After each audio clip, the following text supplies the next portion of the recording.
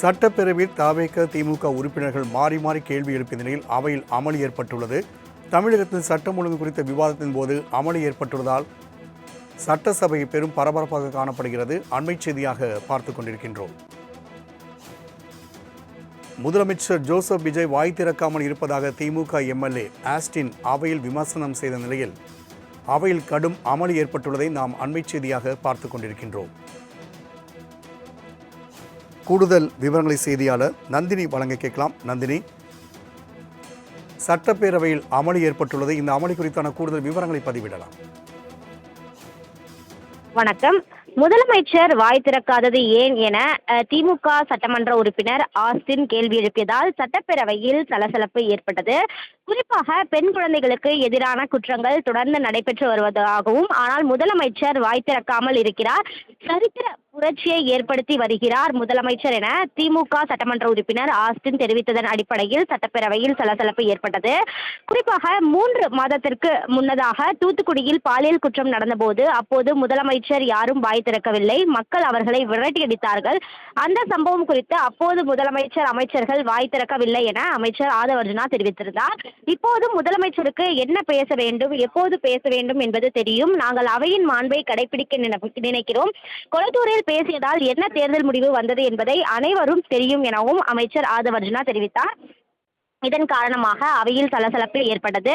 தொடர்ச்சியாக பேசிய அமைச்சர் ராஜ்மோகன், அவர் பேசுகிற இடமெல்லாம் உங்கள் ஊழல் பற்றி ஊரறிய மக்களிடம் கொண்டு சென்றதால் தான் மக்கள் தமிழக வெற்றி கழக அரசிற்கு வாக்களித்திருப்பதாகவும் கூறினார். தொடர்ந்து பேசிய திமுக சட்டமன்ற உறுப்பினர் ஆஸ்டின், திமுக ஆட்சி இருந்தவரை சட்டம் ஒழுங்கு சிறப்பாக இருந்ததாகவும், ஆனால் இந்த ஆட்சி வந்ததும் குற்றவாளிகள் தைரியமாக இருக்கிறார்கள். இப்படியே போனால் தமிழ்நாடு பாதுகாப்பாக இல்லாத மாநிலமாக மாறிவிடும் என தெரிவித்தார். தொடர்ந்து பேசிய அமைச்சர் ராஜ்மோகன், 1300 கல்வி நிறுவனங்களில் விழிப்புணர்வு நிகழ்ச்சி நடத்தப்பட்டுள்ளதாகவும், தமிழகத்தில் தற்போது உள்ள போதை பழக்கம், சீரழிந்துள்ள சட்டம் ஒழுங்கு பிரச்சினைக்கு திமுக தான் காரணம் எனவும், இந்தியாவிலேயே சிறந்த மாநிலமாக தமிழ்நாடு மாறும் என தெரிவித்தார்.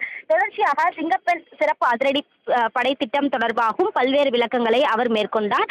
அந்த வகையில்தான் முதலமைச்சர் பல்வேறு சட்டம் ஒழுங்கு பிரச்சனை இருக்கக்கூடிய நிலையில் முதலமைச்சர் வாய் திறக்காமல் இருப்பதாக திமுக சட்டமன்ற உறுப்பினர் ஆஸ்டின் கூறிய நிலையில் அதற்கு சட்டப்பேரவையில் சலசலப்பு ஏற்பட்டதோடு அமைச்சர்கள் அதற்கு விளக்கம் அளித்திருக்கிறார்கள். சட்டப்பேரவையில் தவேக திமுக உறுப்பினர்கள் மாறி மாறி கேள்வி எழுப்பிய நிலையில் அவையில் அமளி ஏற்பட்டுள்ளது. தமிழகத்தில் சட்டம் ஒழுங்கு குறித்த விவாதத்தின் போது அமளி ஏற்பட்டுள்ளதால் சட்டசபை பெரும் பரபரப்பாக காணப்படுகிறது. அண்மை செய்தியாக பார்த்துக் கொண்டிருக்கின்றோம். முதலமைச்சர் ஜோசப் விஜய் வாய் திறக்காமல் இருப்பதாக திமுக எம்எல்ஏ ஆஸ்டின் அவையில் விமர்சனம் செய்த நிலையில் அவையில் கடும் அமளி ஏற்பட்டுள்ளதை நாம் அண்மை செய்தியாக பார்த்துக் கொண்டிருக்கின்றோம். கூடுதல் விவரங்களை செய்தியாளர் நந்தினி வழங்க கேட்கலாம். நந்தினி, சட்டப்பேரவையில் அமளி ஏற்பட்டுள்ளது. இந்த அமளி குறித்தான கூடுதல் விவரங்களை பதிவிடலாம். வணக்கம். முதலமைச்சர் வாய் திறக்காதது ஏன் என திமுக சட்டமன்ற உறுப்பினர் ஆஸ்டின் கேள்வி எழுப்பியதால் சட்டப்பேரவையில் சலசலப்பு ஏற்பட்டது. குறிப்பாக பெண் குழந்தைகளுக்கு எதிரான குற்றங்கள் தொடர்ந்து நடைபெற்று வருவதாகவும், ஆனால் முதலமைச்சர் வாய் திறக்காமல் இருக்கிறார், சரித்திர புரட்சியை ஏற்படுத்தி வருகிறார் முதலமைச்சர் என திமுக சட்டமன்ற உறுப்பினர் ஆஸ்டின் தெரிவித்ததன் அடிப்படையில் சட்டப்பேரவையில் சலசலப்பு ஏற்பட்டது.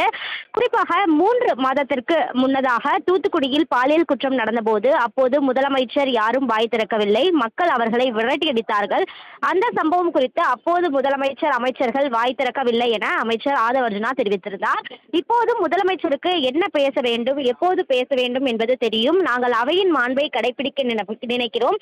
கொளத்தூரில் பேசியதால் என்ன தேர்தல் முடிவு வந்தது என்பதை அனைவரும் தெரியும் எனவும் அமைச்சர் ஆதவர்ஜுனா தெரிவித்தார். இதன் காரணமாக அவையில் சலசலப்பு ஏற்பட்டது. தொடர்ச்சியாக பேசிய அமைச்சர் ராஜ்மோகன், அவர் பேசுகிற இடமெல்லாம் உங்கள் ஊழல் பற்றி ஊரறிய மக்களிடம் கொண்டு சென்றதால் தான் மக்கள் தமிழக வெற்றி கழக அரசிற்கு வாக்களித்திருப்பதாகவும் கூறினார். தொடர்ந்து பேசிய திமுக சட்டமன்ற உறுப்பினர் ஆஸ்டின், திமுக ஆட்சி இருந்தவரை சட்டம் ஒழுங்கு சிறப்பாக இருந்ததாகவும், ஆனால் இந்த ஆட்சி வந்ததும் குற்றவாளிகள் தைரியமாக இருக்கிறார்கள். இப்படியே போனால் தமிழ்நாடு பாதுகாப்பாக இல்லாத மாநிலமாக மாறிவிடும் என தெரிவித்தார். தொடர்ந்து பேசிய அமைச்சர் ராஜ்மோகன், 1300 கல்வி நிறுவனங்களில் விழிப்புணர்வு நிகழ்ச்சி நடத்தப்பட்டுள்ளதாகவும், தமிழகத்தில் தற்போது உள்ள போதை பழக்கம், சீரழிந்துள்ள சட்டம் ஒழுங்கு பிரச்சினைக்கு திமுக தான் காரணம் எனவும், இந்தியாவிலேயே சிறந்த மாநிலமாக தமிழ்நாடு மாறும் என தெரிவித்தார். தொடர்ச்சியாக சிங்கப்பெண் சிறப்பு அதிரடி படை திட்டம் தொடர்பாகவும் பல்வேறு விளக்கங்களை அவர் மேற்கொண்டார். அந்த வகையில்தான் முதலமைச்சர் பல்வேறு சட்டம் ஒழுங்கு பிரச்சனை இருக்கக்கூடிய நிலையில் முதலமைச்சர் வாய் திறக்காமல் இருப்பதாக திமுக சட்டமன்ற உறுப்பினர் ஆஸ்டின் கூறிய நிலையில் அதற்கு சட்டப்பேரவையில் சலசலப்பு ஏற்பட்டதோடு அமைச்சர்கள் அதற்கு விளக்கம் அளித்திருக்கிறார்கள். நந்தினி, தகவலுக்கு நன்றி.